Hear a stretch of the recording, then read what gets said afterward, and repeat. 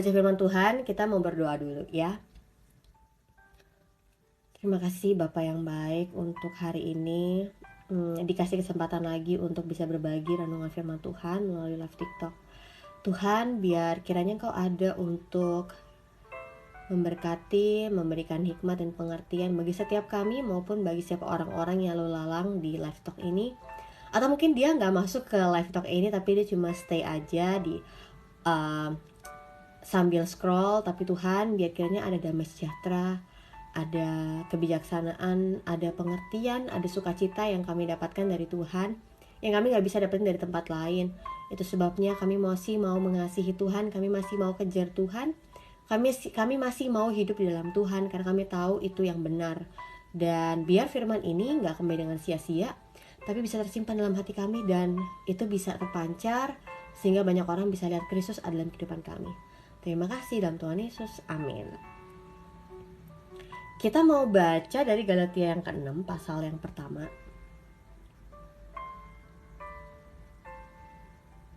Sampai ayat yang ke-10. Nah, aku biasanya kalau misalnya bahas renungan, itu dikit-dikit aja. Kalau kita baca keseluruhan, terlalu banyak idenya gitu, ngerti ya? Terlalu banyak hal yang dibahas gitu. Kita jadi kadang-kadang bingung. Ini maknanya apa, ini apa maksudnya, kita kan kadang-kadang bingung ya. Nah makanya aku kalau misalnya kasih renungan, aku bisa kayak dikit-dikit aja, pelan-pelan, pokoknya at least kita udah dapetin beberapa atau sedikit maksud dari firman Tuhan. Yang sederhana itu kita lakuin gitu ya. Jadi no ribet-ribet klub, kita justru berusaha mencari yang sederhana dari firman Tuhan, karena aku percaya firman Tuhan itu pasti kita sanggup lakukan karena kita adalah anak Tuhan gitu ya. Pasti kita akan dimampukan atas dasar kesadaran, atas dasar kemauan kita pasti akan dimampukan untuk lakukan kebenaran ini. Galatia 6 ayat yang pertama. Ya, ini pasal yang terakhir. Saudara-saudara, kalaupun seorang kedapatan melakukan suatu pelanggaran, maka kamu yang rohani harus memimpin orang itu ke jalan yang benar dalam roh lemah lembut, sambil menjaga dirimu sendiri supaya kamu juga jangan kena pencobaan. Oke, jadi ayat ini, pasal ini sebenarnya pertama kali ditulis oleh Paulus buat jemaat di Galatia. Nah, for information, jemaat di Galatia ini adalah jemaat-jemaat non-Yahudi ya, yang pastinya Kristen gitu. Nah, ini tuh udah pasal terakhir lah ya, jadi kayak penutupan dari surat Galatia gitu. Nah, si Paulus bilang kalau ada seorang yang melakukan pelanggaran, berarti orang itu melakukan kesalahan. Berarti orang itu melanggar firman Tuhan, melanggar hukumnya Allah gitu. Maka kamu yang rohani, yang tahu orang lain itu melakukan pelanggaran, ada tugas nih. Ada tugas yang harus kita lakukan sebagai kita yang rohani. Tugasnya apa? Tugasnya adalah kita memimpin orang itu ke jalan yang benar. Nah, memimpin orang ke jalan yang benar ya. Yang aku banyak lihat, beberapa orang memimpin orang bukan ke jalan yang benar, tapi justru memimpin ke jalan yang salah. Ada loh orang kayak gitu, ngeliat orang lain salah, bukannya diarahin ke jalan yang benar, tapi diarahin ke jalan yang salah. Dengan apa? Ya biasalah orang itu melakukan kesalahan. Kan lebih baik minta maaf daripada minta izin gitu ya. Ya wajar lah, namanya juga laki-laki, ya kita pasti gak bisa lepas dari namanya wanita gitu. Atau wajar lah, namanya juga perlu uang. Seluruh orang di bumi ini juga perlu uang. Jadi ketika lo mencuri gak apa-apa kok. Itu kita lagi membiarkan orang itu melakukan pelanggaran, dan kita lagi mengarahkan orang itu ke jalan yang salah. Tapi kalau kita sadar bahwa kita lebih rohani ya daripada orang itu, kita punya tugas untuk memimpin orang itu ke jalan yang benar. Kita bukan memimpin orang itu ke gue karena dulu aku pernah terjebak kayak gitu, kayak ketika ada orang yang salah, aku selalu memimpin mereka untuk mengikuti apa yang aku udah lakukan gitu. Sampai aku lupa bahwa sebenarnya aku pun juga belum tentu benar. Sehingga aku gak mau melupakan bahwa seharusnya aku memimpin orang itu ke jalan yang benar. Ya apa? Ke firman Tuhan, ke prinsip kebenaran, ke Tuhan Yesus kayak gitu. Tetapi dengan catatan kita memimpin orang itu ke jalan yang benar dalam roh lemah lembut. Nah ini roh lemah lembut apakah sama dengan lemah gemulai? Ya kan? Ya beda ya. Lemah lembut dengan lemah gemulai. Lemah gemulai itu kan of course kayak lo kayak kurang gizi gitu ya, yang kayak gitu kan, lemah gemulai. Kayak penari balet deh gitu ya, yang wah kayak lemah gemulai banget gitu. Tapi kalau misalnya lemah lembut tuh beda, bukan yang kayak gitu ya. Lemah lembut tuh adalah lo punya kerendahan hati untuk hati lo tuh mau dibentuk gitu. Sebenarnya itu yang bisa aku ngerti tentang lemah lembut ya, kalau misalnya aku sederhanakan. Iya. Dan kalau memang kita lihat bahasa Indonesianya cuma dibilang roh lemah lembut, tapi kalau kita lihat dalam bahasa Inggrisnya dibilang in a spirit of humility.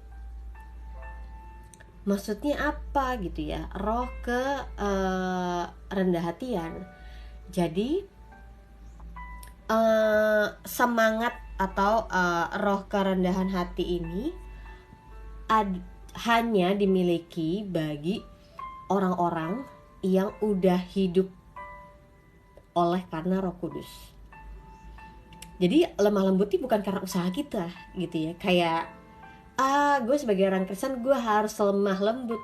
Gue harus mengusahakan lemah lembut. Jadinya sorry to say, lemah lembut yang kita rasakan tuh fake. Lemah lembut yang kita rasakan tuh palsu. Kita gak pernah memiliki kelemah lembutan sampai dalam hati kita tuh gak pernah.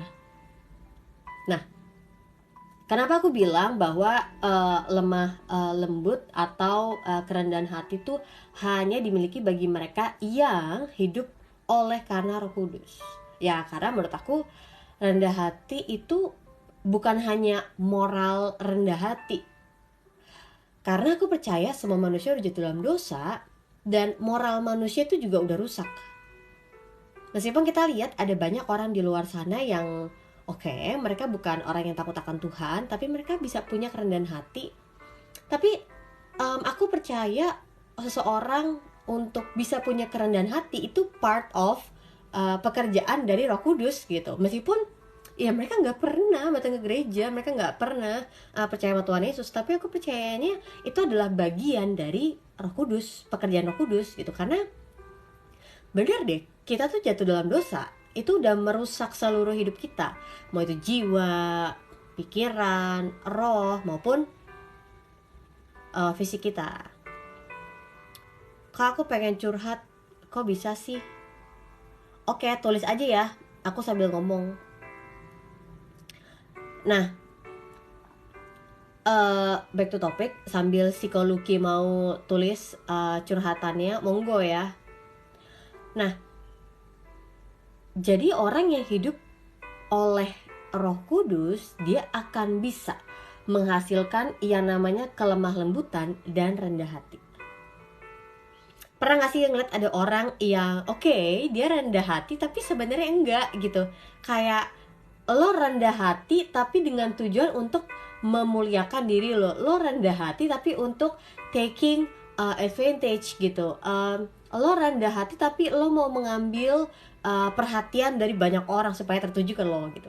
Well, I did gitu loh. Maksudnya aku udah pernah ngelakuin hal, aku gak pernah lihat kayak gitu dan itu gak pernah beneran hasil dari Roh Kudus gitu.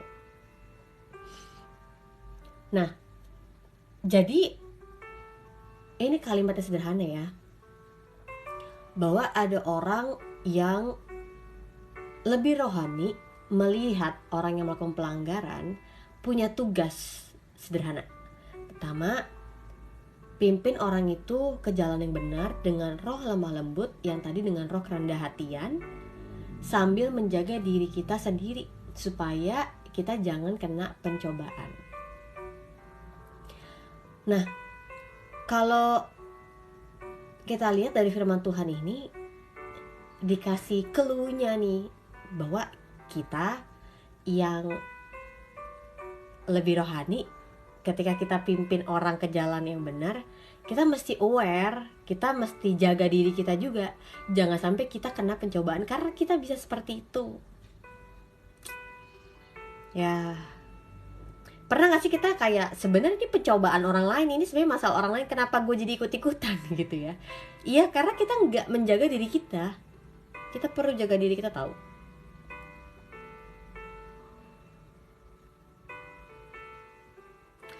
Kalau Lucky bilang, kan aku punya mantan nih, dia udah nikah 2 tahun yang lalu, dijodohin sama orang tuanya. Terus kemarin dia chat lagi tiba-tiba, aku masih sayang banget sama dia, bolehkah balikan lagi? Oke, ini my opinion ya, terima nggak terima ya udah, beda pendapat ya udah. Tapi bagi aku percaya pernikahan tuh terjadi sekali untuk selamanya. Dan pernikahan tuh bukan hanya janji di depan para saksi, para keluarga, tapi pernikahan itu adalah janji di hadapan Tuhan juga. Jadi menurut aku kalau di hadapan Tuhan dia udah menikah, yaudah berarti meskipun kayak kepaksa lah gitu kan, meskipun kayak karena ya misalnya kecelakaan lah gitu, whatever ya penyebabnya, tapi kalau udah menikah itu kayak udah close door.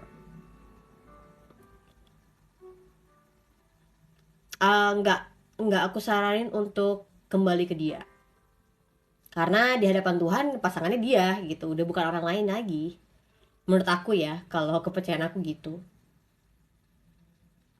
Kalau misalnya masih sayang banget, kalau kamu beneran sayang sama dia, kamu mesti terima kenyataan bahwa rasa sayang kamu nggak harus terbalaskan. Sakit ya? Sakit banget. Ya, menurut aku gitu kan. Kamu tanya pendapat aku. Karena kadang kita bisa sayang sama orang, tapi kita nggak bisa paksa orang itu untuk balik sayang ke kita. Nah, that's why kalau menurut aku, kalau kamu sayang, kamu pasti akan melakukan yang terbaik buat dia. Kamu pasti akan melakukan yang benar buat dia. Kalau kamu sayang beneran ya. Kalau kamu sayang tapi kamu egois, bagi aku tuh bukan sayang. Bagi aku tuh bukan cinta. Itu udah lebih ke nafsu. Makanya kita susah bedain antara nafsu dan cinta.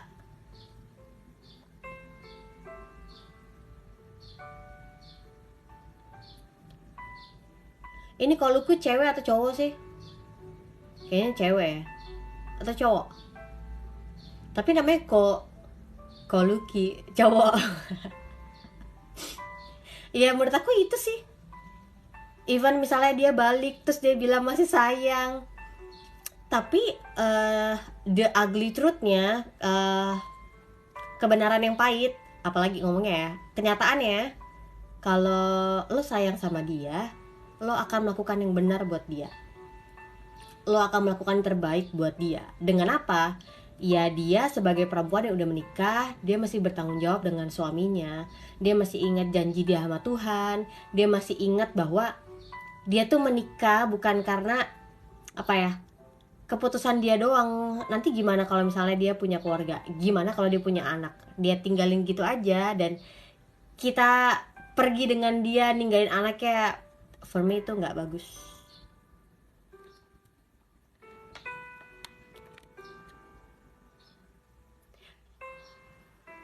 Ya wajar sih kalau sedih, pasti sedih lah. Pasti sedih. Karena kita harus terima kenyataan pahit ini bahwa ternyata rasa sayang kita nggak bisa terbalaskan. Ya tapi pasti ada pelajaran hidup. Hidup nggak selalu menyenangkan, hidup nggak selalu menguntungkan, itulah hidup. Tapi coba deh kamu lakuin yang bener. Karena menurut aku kamu ngelakuin kalau hari ini kamu ngelakuin yang salah, siap-siap aja kamu akan terima resikonya. Iya kan? Kita sebagai orang kita mesti paham ini nih. Kalau lo mau balik nikahin mantan lo yang udah nikah sebelumnya, lo siap gak dengan segala resikonya? Bukan resikonya hanya di lo aja loh. Tapi lo siap gak dengan resiko nanti di masa mendatang? Andaikan ternyata anak lo ngalamin yang sama, anak cewek lo diceraiin dan balik lagi sama mantannya, gimana? Menurut lo itu nice gak? Udah 2 tahun sih, belum bisa lupain. Iya emang take time. Pasti kok take time. Mungkin bisa 10 tahun, mungkin bisa 20 tahun. Tapi coba pikirkan yang pertama, yang bener. Karena kalau ngomongin yang maunya kita, wah apa aja deh udah kita jabanin. Tapi sadar gak kalau kita mau hidup hanya mengikuti keinginan kita, hancur banget hidup kita. Kita suka sama cewek itu, wah kita nikahin. Wah kita ketemu lagi cewek yang lain lebih cakep, wah kita nikahin. Abis kita. Atau misalnya kayak, tapi ini kayak gue rasa kayak cinta mati banget sama nih orang gitu ya. Ya the ugly truth-nya adalah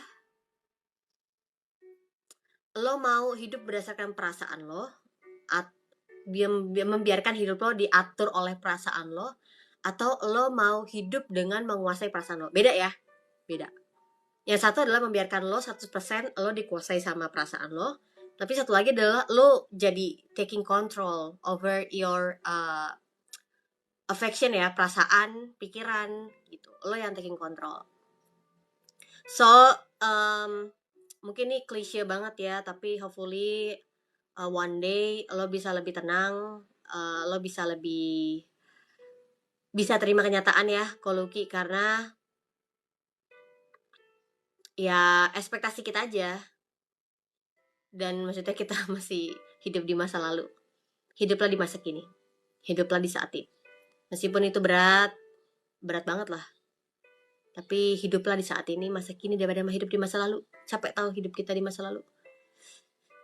Kita maksudnya hidup dalam penyesalan. Aduh kayak harusnya ini. Oh harusnya 2 tahun lalu dia masih sama gue apa segala macem. Kesian kitanya. Hopefully bisa jadi ini aja ya. Perspektif tambahan aja. Maksudnya gue gak maksa untuk lo terima juga, tapi jadi pertimbangan gitu ya. Nah terus tadi tuh back to topic ya, kalau misalnya memang kita sadar bahwa kita lebih rohani dan kita ngeliat ada orang lain yang kita kenal melakukan pelanggaran, ya kalau misalnya kita kenal ya, kalau kita nggak kenal sih gue jarang untuk kayak datang tiba-tiba ke orang yang kenal, mbak salah ya gitu, kayak jarang. Tapi kalau gue kenal, ya berarti itu menjadi bagian gue untuk gue bicara sama itu orang dengan bisa memimpin orang itu ke jalan yang benar, sambil gue juga berhati-hati menjaga diri gue, karena even orang itu yang lagi diproses, tapi gue juga bisa kena prosesnya gitu. Dan been there, gue udah pernah ngalamin hal itu, orang yang ngalamin proses tapi gue kayak jadi keseret-seret, dan kalau gue nggak jaga diri gue, berendetan gue kena apa segala macem. Jadi di sini udah dikasih peringatan ya untuk kita juga jaga diri kita supaya kita jangan kena pencobaan. Bertolong-tolonganlah menanggung bebanmu, demikianlah kamu memenuhi hukum Kristus. Jadi firman Tuhan hari ini bilang kita perlu saling tolong-menolong dengan tujuan supaya kita bisa memenuhi hukum Kristus. Nah, wait ya, gue sambil ngecas.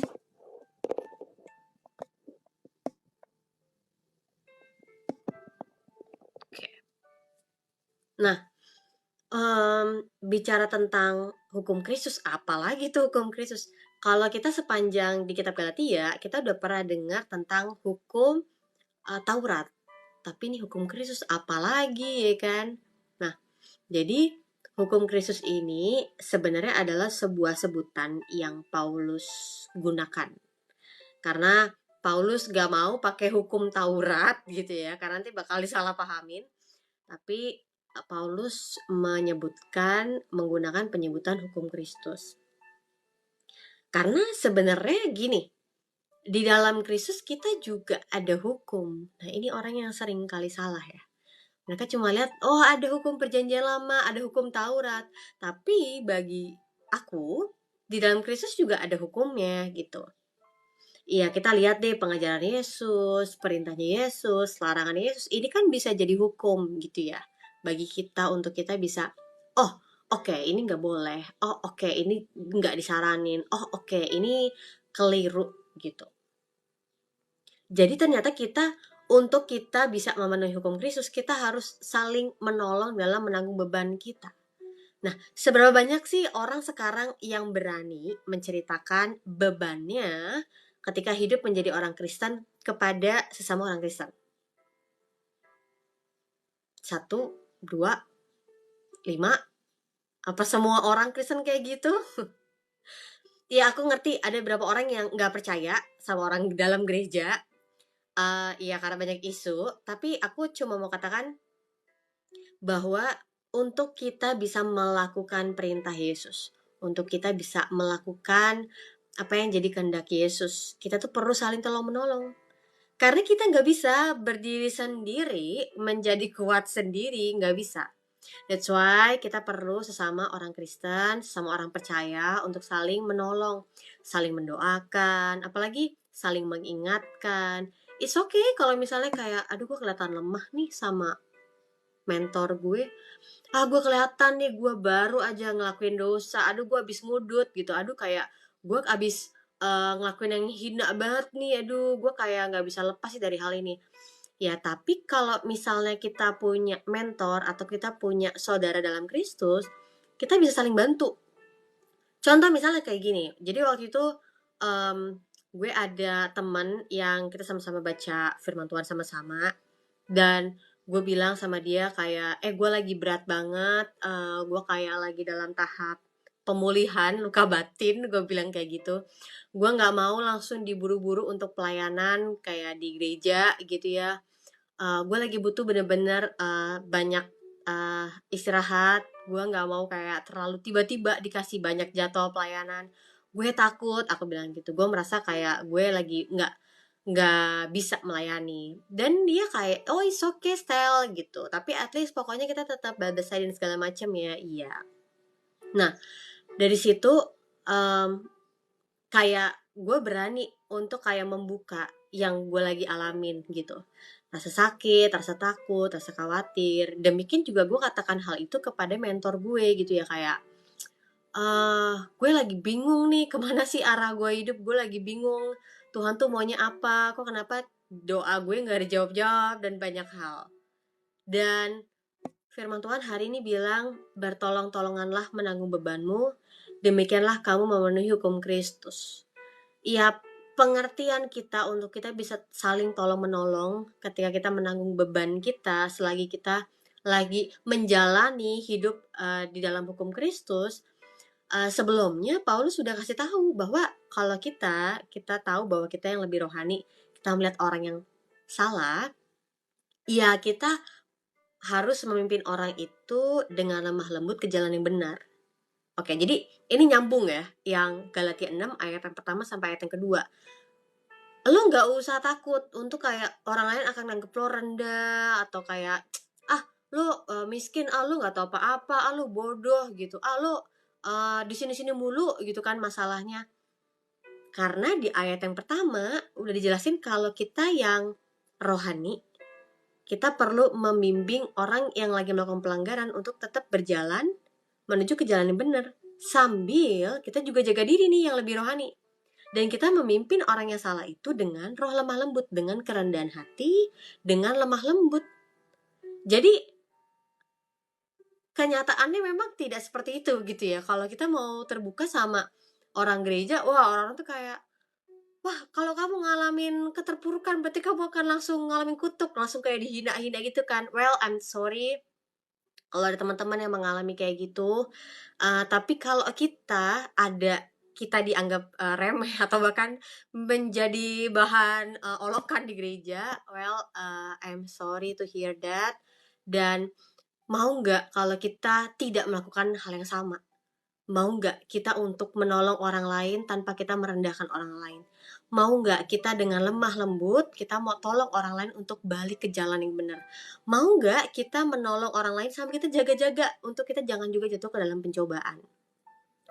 Shalom aleihim, Beshem nggak bisa bacanya, tapi shalom, halo. Nah, kalau misalnya dari ayat ini, 2 ayat ini aja kita lakuin, gimana? Kalau setiap orang Kristen punya hati untuk lakuin hal ini, betapa indahnya gereja Tuhan. Bahkan orang dunia akan kaget kenapa orang gereja mereka nggak saling merendahkan, mereka justru saling tolong-menolong. Kenapa orang dalam gereja bisa dengan lemah lembut ketika melihat ada orang yang salah? Ya pada akhirnya mereka akan berpikir kenapa mereka bisa kayak gini? Karena ada Tuhan, karena ada Roh Kudus yang bekerja dalam diri orang percaya. Coba deh dari 2 ayat ini aja kita lakuin dengan kesadaran bahwa ini firman Tuhan nih. Kita pasti akan ngerasa kayak, oh oke, ini keren banget ayat ini, dan kita nggak mau lalui gitu aja. Ya ayo dong kita lakuin. Ayo dong kita lakuin. Selanjutnya ayat yang ketiga. Sebab kalau seorang menyangka bahwa ia berarti padahal ia sama sekali tidak berarti, ia menipu dirinya sendiri. Baiklah, tiap-tiap orang menguji pekerjaannya sendiri, maka ia boleh bermegah melihat keadaannya sendiri dan bukan melihat keadaan orang lain. Nah, ini aku lanjutin ya, sebab tiap-tiap orang akan memikul tanggungannya sendiri. Dari Galatia 6 ayat yang ketiga sampai yang kelima ngomong kayak gini. Jadi kalau ada orang, ya, dia menganggap bahwa diri dia tuh sangat berarti, the center of everything, the center of the world, gitu ya. Sebenarnya orang ini itu lagi menipu dirinya sendiri. Karena firman Tuhan bilang, kita uji deh apa yang kita lakukan, apa yang kita katakan, apa yang kita pikirkan. Kita uji deh. Karena kalau pada akhirnya kita mau menguji perbuatan kita, tindakan kita, dan kita mau bermegah, oke, kita bisa bermegah, tapi kita melihat keadaan diri kita, bukan kita bermegah melihat keadaan orang lain. Nah, iri hati itu kan membuat kita mau untuk bermegah karena kita bisa mengalahkan orang lain, ya enggak?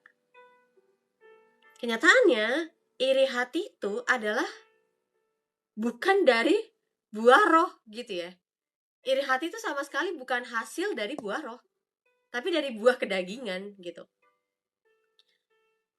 Jadi kalau kita hari ini bisa bangga, hari ini kita bisa mengucap syukur, karena keadaan kita, bukan karena kita bandingkan diri kita dengan orang lain.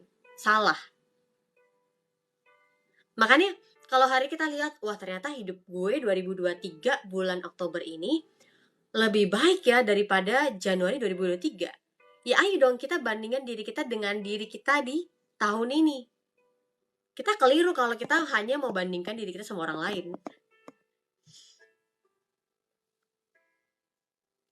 Karena ayat yang kelima, tiap-tiap orang akan memikul tanggungannya sendiri. Jadi di hadapan Tuhan, kita bukan bersaing dengan orang lain, bukan. Tapi kita bersaing dengan diri kita. Diri kita yang lama. Stella yang lama. Atau teman-teman yang lama. Aku pernah bikin salah satu VT aku. Ya kalau pada akhirnya lo yakin bahwa lo percaya sama Tuhan, lo yakin lo gak kenal sama Tuhan, coba lihat hidup lo. Hidup lo yang hari ini sama gak sama yang 1 tahun yang lalu, 2 tahun yang lalu, atau sama aja, atau beda. Kalau beda, ya itu bagus karena buah dari pengenalan akan Kristus pasti akan mentransformasikan hidup kita secara utuh. Tapi kalau lo merasa hidup lo sama aja, I think you have to take time untuk review hidup lo lagi. Kenapa ya kok hidup gue sama-sama aja dari berapa tahun lalu gitu.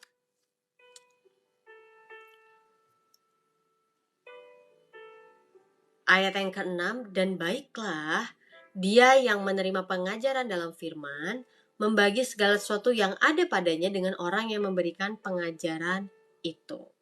Jadi menarik ya, ini kayak masih bahas tentang pentingnya adanya hubungan antara sesama orang percaya. Jadi kalau contoh nih, ada teman-teman yang lagi dengerin firman Tuhan ini, dan teman-teman mendengarkan pengajaran dalam firman Tuhan. Ya teman-teman bisa kasih ini nih review. Yang tadi yang kemarin lo omongin gini style lo kurang ini gitu. Waktu gue coba lakuin kok gue bingung ya. Gimana bisa mengaplikasikannya sebagai gue yang pegawai? Gimana mengaplikasikannya dalam keluarga gue? Ya gue lagi ada masalah segala macam. Jadi kita yang terima pengajaran, kita perlu punya hubungan juga. Kita perlu punya respon balik kepada orang yang memberikan pengajaran itu. Jadi sebenarnya kan ini masih berkaitan dengan tadi ya, Galatia 6 ayat yang pertama sampai yang kedua. Dibilangnya indahnya persekutuan orang percaya. Ya supposed to be indah banget, karena maksudnya Kristus udah ada dalam kita, Roh Kudus udah ada dalam diri kita, Allah udah kita kenal. Ya pasti kan kita akan memancarkan yang berasal daripada Allah gitu, yang pasti baik, yang bernilai, yang berharga. Tapi kenyataannya kan ya di gereja ada kekurangan, karena akhirnya orang-orang dalam gereja adalah orang-orang yang masih berobat jalan. Iya, tapi setidaknya orang-orang itu masih dalam gereja kan. Iya nggak? Daripada kita berobat jalan tapi kita cabut dari gereja gitu kan. Akhirnya kita menghindari persekutuan-persekutuan karena kita luka, kita kecewa sama orang itu. Ya udah akhirnya kita udah makin jauh dari persekutuan gitu. Well, aku percaya persekutuan itu bukan hanya di dalam gereja aja, tapi pokoknya dilakukan sesama orang percaya. Mau itu family altar ya kan, atau komsel, atau kayak Bible study, atau kayak ekumene, whatever. Tapi pokoknya kita punya persekutuan sama orang percaya gitu. Nah, yang kedua ayat dibahasnya bahwa di ayat yang ke-7, jangan sesat, Allah tidak membiarkan dirinya dipermainkan. Karena apa yang ditabur orang itu juga yang akan dituainya. Sebab barang siapa menabur dalam dagingnya, ia akan menuai kebinasaan dari dagingnya. Tetapi barang siapa menabur dalam roh, ia akan menuai hidup yang kekal dari roh itu. Ini menarik ya. Kayak lagi jelasin tiba-tiba ada satu yang pakai perintah gitu, jangan sesat gitu. Nah, kenapa sih Paulus tiba-tiba ngomongin hal ini ya? Jangan sesat gitu. Kenapa? Jadi ini tuh adalah sebuah peringatan yang pertama-tama ditujukan kepada jemaat di Galatia. Karena di pasal yang sebelumnya kan lagi dibahas tentang keinginan daging dan roh gitu ya, yang pasti bertentangan gitu. Nah, jadi ini tuh sebuah peringatan lagi, dibilangnya kayak diulangin lagi gitu ya sama Paulus dengan cara yang berbeda, dengan kalimat yang berbeda. Bahwa apa yang orang tabur itu akan dituai. Tapi kan kita tidak ada hukum tabur tuai gitu. Itu kan dalam perjanjian lama gitu. Ya, tapi aku sekarang menyadarinya bahwa itu benar. Ketika kita melakukan yang salah, yang jahat, merugikan orang lain, mungkin hari ini, saat ini kita nggak ngalamin dampaknya. Tapi kelak kita akan melihat, entah itu kena ke anak cucu kita, entah itu kena ke orang tua kita, entah dalam bentuk apapun, sakit kah, atau kehilangan uang kah, atau tertimpa musibah kah, ada banyak macam ya. Tapi yang jelas adalah ketika kita menabur sesuatu, kita akan menuai dari hal itu ya. Makanya dibilang jangan sesat, Allah tidak membiarkan diri dipermainkan. Jangan kita berharap bahwa gue udah ngelakuin yang salah, aduh minta ampun deh, Tuhan tuh kan maha pengampun ya, pasti Tuhan akan menghilangkan seluruh dampak-dampak dari kejahatan gue. Nah, itu aku pernah bahas di salah satu khotbah ketika aku share di teensnya GBI WTC. Itu aku lagi bahas dari 1 Yohanes ya, kalau nggak salah. Iya, kita mengira dalam kasih karunia Tuhan, ketika kita udah ngelakuin hal yang bodoh, yang jahat, yang merugikan, yang hina di depan Tuhan, udah kita tinggal minta ampun aja. Kan kita punya Allah yang maha pengasih. Kita kan punya Allah yang akan mengampuni, karena besarnya kasih Allah akan dunia ini, dia akan mengampuni segala dosa kita. Ya, kalau kita mengakui dosa kita, Tuhan akan mengampuni kita dan bilang apa? Akan menyucikan kita dari segala dosa kita. Tetapi ayat itu nggak bilang bahwa dampak-dampak dari kebodohan dan kejahatan kita, keberdosaan kita, itu langsung tiba-tiba hilang. Enggak.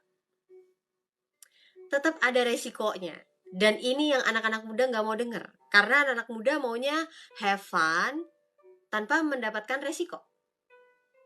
Have fun, bisa ngelakuin apa aja tanpa mendapatkan resiko buruk, dampak yang buruk. Maunya dampak yang baik aja. Gini, mau kita di dalam Kristus ataupun kita yang belum mengenal Kristus, kita akan mendapatkan apa yang kita tabur. Oke? Karena firman Tuhan yang bilang, kalau lo menabur dalam daging lo akan menuai kebinasaan dari daging lo. Tapi kalau lo menabur dalam roh, lo akan menuai hidup yang kekal dari roh itu. Nah, pertanyaannya adalah, tapi kan gue nggak selamanya bisa menabur dalam roh, ya kan? Gue Stella juga nggak kuat-kuat amat. Kadang-kadang kayak gue capek gitu. Kadang-kadang gue kayak nggak ada ide. Kadang-kadang kayak gue udah males banget. Kadang kayak aduh nggak tahu gimana caranya. Pengen bales orang, pengen jahatin orang. Ya ampun, kok orang bisa ya jahatin kita kayak gitu ya. Tapi ayat ini sebenarnya jadi perenungan kita, jadi peringatan kita. Bahwa janganlah kita jemu-jemu berbuat baik, karena apabila sudah datang waktunya, kita akan menuai. Kita akan menuai jika kita tidak menjadi lemah. Gitu ya, ini kayak agak naik. Nah, jadi ini firman Tuhan yang kasih peringatan kepada kita untuk kita jangan bosan-bosan berbuat baik, jangan kita capek-capek berbuat baik, karena sebenarnya ketika kita lagi berbuat baik, kita lagi berbuat kebenaran, kita lagi menabur dalam roh. Ya, jadi kalau misalnya kayak kemarin gue dengar ada orang yang bilang gini ke gue, tapi capek gue capek, rendah hati, gue jadi keset mulu, kayak orang manfaatin gue, orang hina gue. Iya, terus aku bilang sama dia, boleh tahu nggak sih sebenarnya titik capeknya tuh karena apa? Karena sebenarnya lo nggak ikhlas mau jadi keset, rendah hati, lo tidak mau orang nganggep lo rendah, lo nggak mau menerima penolakan atau gimana, kan banyak ya pilihannya gitu. Tapi hari ini firman Tuhan ingetin kita untuk kita jangan capek-capek, jangan bosan-bosan, karena kita akan menuai jika kita tidak menjadi lemah. Jadi kayak ada suatu peringatan tapi juga ada suatu harapan. Ya, ada suatu larangan perintah dari Galatia 6 ayat 7 sampai 8 ini, tapi ada harapan di ayat yang ke-9. Karena ketika kita berbuat yang baik, karena kalau kita berbuat yang benar, kita bukan hanya berbuat yang benar aja, udah that's it. Tapi kita akan menuai. Entah itu sekarang di bumi atau nanti di surga. Jadi salah satu teman gue pernah ngomong kayak gini, kalau misalnya lo udah berbuat baik tetapi dibilangnya lo tidak menerima upah dari kebaikan lo ketika di bumi, upahnya nanti di surga gitu. Bener gak sih? Ya well, gue gak pernah ke surga juga ya, nunggu waktu Tuhan aja gitu kan. Tapi kenyataannya adalah menurut gue setuju bahwa memang tidak semua berkat kita harus terima di bumi ini sekarang gitu. Makanya dibilang ayo, jangan kita capek-capek, jangan kita bosan-bosan, jangan kita jemu-jemu ketika berbuat baik, karena apabila sudah datang waktunya kita akan menuai. jika kita tidak menjadi lemah. Nah, jadi kayak kita perlu punya eh apa ya, sebuah harapan, kita perlu punya sabar yang panjang, kita perlu punya keteguhan hati bahwa kita akan menerima dari semua kebaikan yang kita lakukan. Meskipun hari ini kita belum menuainya, meskipun kayaknya kita nggak melihat hasil dari perbuatan baik kita, ya udah, jangan dipikirin dulu hasilnya. Tapi percaya aja, pasti Tuhan lihat semua kebaikan kita. Karena itu, selama masih ada kesempatan bagi kita, marilah kita berbuat baik kepada semua orang, tetapi terutama kepada kawan-kawan kita seiman. Ya, ini firman Tuhan yang bilang ya, bahwa selagi kita ada kesempatan, selagi kita masih hidup nih, kita masih bisa nafas, oke? Ayo kita berbuat baik kepada semua orang. Karena kenapa kita berbuat baik? Karena sebenarnya berbuat baik itu adalah buah dari pekerjaan Roh Kudus. Makanya ini kan sebenarnya udah dibahas di pasal yang sebelumnya ya, di Galatia 5 sama Galatia 4. Bahwa sebenarnya buah dari Roh Kudus itu yang kita tahu ada 7 rasa. Kasih, sukacita, damai sejahtera, kesabaran, kemurahan, kesetiaan, kelemah lembutan, dan penguasaan diri. Ada yang kurang bentar ya. Kasih, sukacita, damai sejahtera, kesabaran, kemurahan, kebaikan, kesetiaan, kelemah lembutan, dan penguasaan diri. 9 rasa dalam buah roh ini tuh adalah bukti bahwa Roh Kudus itu tinggal dalam diri kita gitu. Jadi kalau misalnya kayak kita bisa berbuat baik sama orang tanpa ekspektasi apapun ya, tanpa kita kayak gue gak mau buat baik sama lo gak buat baik sama gue, nah itu kan sebenarnya bukti kita masih berekspektasi. Kalau kita gak berekspektasi adalah kita mau tolong udah, karena kita tahu kita perlu tolong orang itu, mau orang itu ingat, mau orang itu bales, kita gak bikin hal itu. Yang sering bikin kita kecewa adalah kita udah buat baik tapi kita ngarep timbal balik. Kita ngarep kita juga dapat hal yang baik. Tapi kenyataannya adalah memang tidak semua orang paham ketika kita berbuat baik. Dan gak semua orang ingat juga kebaikan kita. Tapi it's okay, karena itu bukan urusan kita. Kita buat baik karena Tuhan yang baik udah nolong kita, udah menunjukkan kebaikan sama kita. Dan karena kita sadar kita udah menerima kebaikan Tuhan dengan gratis, dengan cuma-cuma, kita nggak takut untuk buat baik ke orang. Udah, gue pengen buat baik aja, udah cukup gitu. Kebanyakan kan orang sedihnya karena kayak gue nggak dianggap karena gue udah nolongin. Ya ampun, ketika gue susah kok dia nggak tolongin gue balik ya. Nah, karena kita masih punya motivasi lain ketika kita tolong orang. Baik, terus gimana cara kita punya motivasi yang benar ketika kita mau tolong orang? Motivasi kita menolong orang lain karena kita udah ditolong sama Tuhan. Ya kan? Emang Tuhan perhitungan waktu Tuhan tolong kita? Lu tahu diri ya, lu udah gue tolongin lo, keluarga lu udah lepas tuh dari segala keterikatan. Tuh, lu udah lepas tuh dari segala utang-utang lo. Lu tahu diri ya. Lu nggak boleh bolong 90 hari puasa. Kan Tuhan nggak perhitungan sama kita. Karena kalau Tuhan perhitungan kita, habis. Jadi kita lihat bahwa Tuhan udah kasih banyak hal dalam hidup kita yang berarti, yang luar biasa. Dan ya udah, ayo kita lakuin ke orang lain. Supaya orang lain lihat bahwa kasih Allah tuh nyata. Bahwa kebenaran tuh masih ada. Bahwa pengorbanan itu masih ada gitu. Jadi ayo dari ayat firman Tuhan ini, ayat yang sederhana, yuk kita bisa lebih peduli sama orang lain. Yuk kita mulai lebih aware sama orang-orang sekitar kita. Ya. Nah, ayat firman Tuhan ini juga mengingatkan aku, ya aku dari tadi siang juga lagi merenungkan keseharianku hari ini. Aku sadar juga kayak, oh iya gue salah ngomong ya, oh iya. Harusnya gue ngelakuin sesuatu ya bagi orang itu.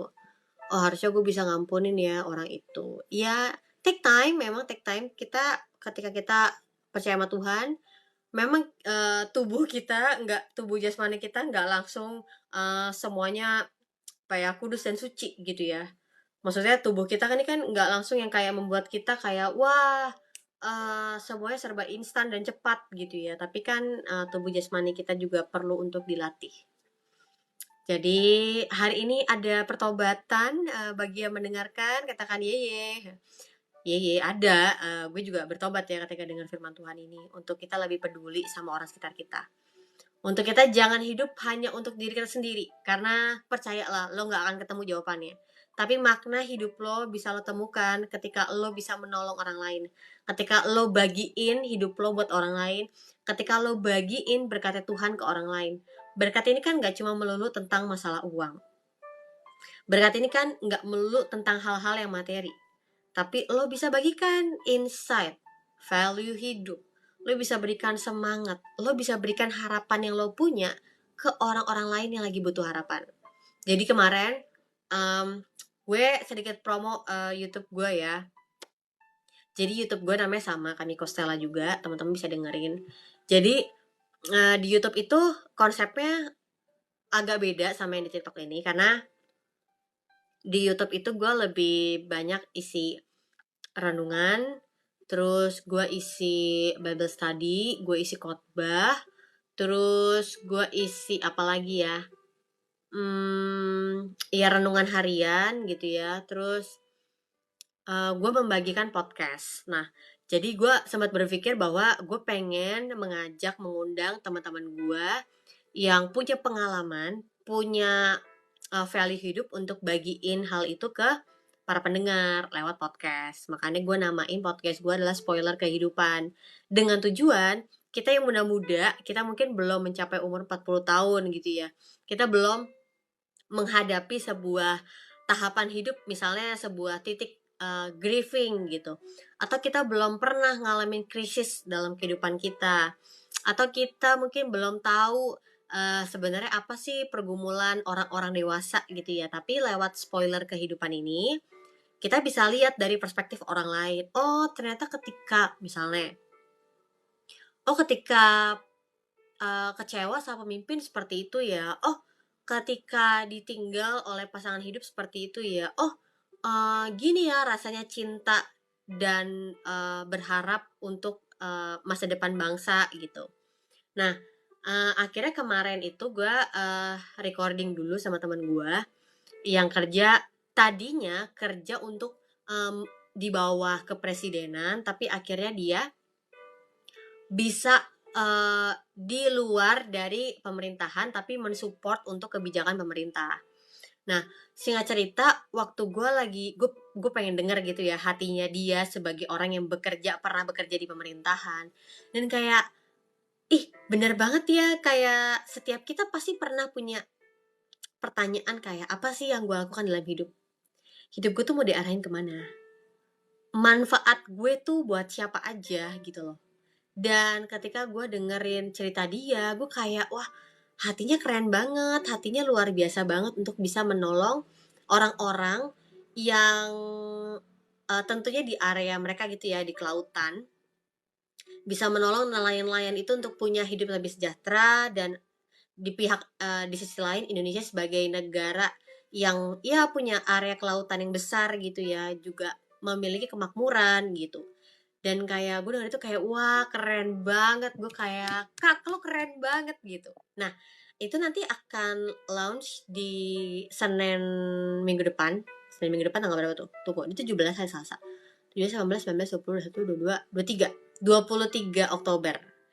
Jadi gue akan launching podcast dengan judul Cinta dan Harapan buat Bangsa.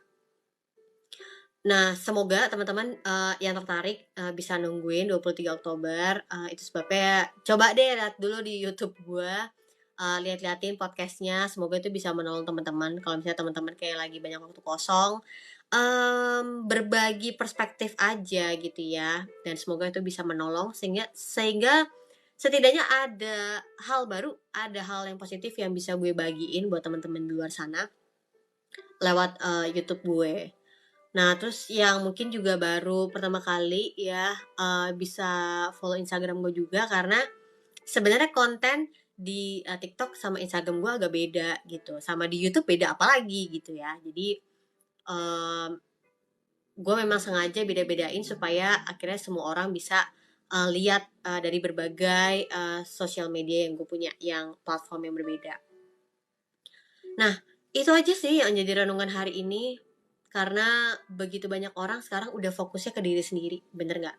Udah kepentingannya ke gue belum ini, gue harus ini, gue untuk ini, keluarga ini segala macem. Lupa kalau ada orang sekitar kita yang sebenarnya perlu kita bantu, yang perlu untuk kita hadir dalam hidup mereka. Makanya sebenarnya itu jadi salah satu pembelajaran gue juga sekitar 2 tahun belakangan ini. Karena gue nggak mau gue sibuk untuk aktif di luar sana, tapi orang tua gue nggak pernah mendengarkan firman Tuhan. Orang tua gue nggak pernah tahu kebenaran. Orang tua gue bahkan memiliki kerapuhan iman. Gue nggak mau gitu ya. Gue nggak mau kayak apa ya, kayak banyak untuk rame-rame apa ya, semangatin orang lain, kasih dukungan moral apa ke banyak orang, tapi keluarga gue nggak mendapatkan hal itu. Jadi ya udah, selagi gue ada waktu untuk gue spend waktu sama keluarga, ya udah gue nikmati itu, karena gue percaya bahwa ya Tuhan yang berdaulat dalam hidup gue, dan ada masa-masa gue perlu untuk punya waktu luang buat keluarga. Ya, itu sih. Apalagi kalau keluarga kita orang percaya juga ya. Ya makanya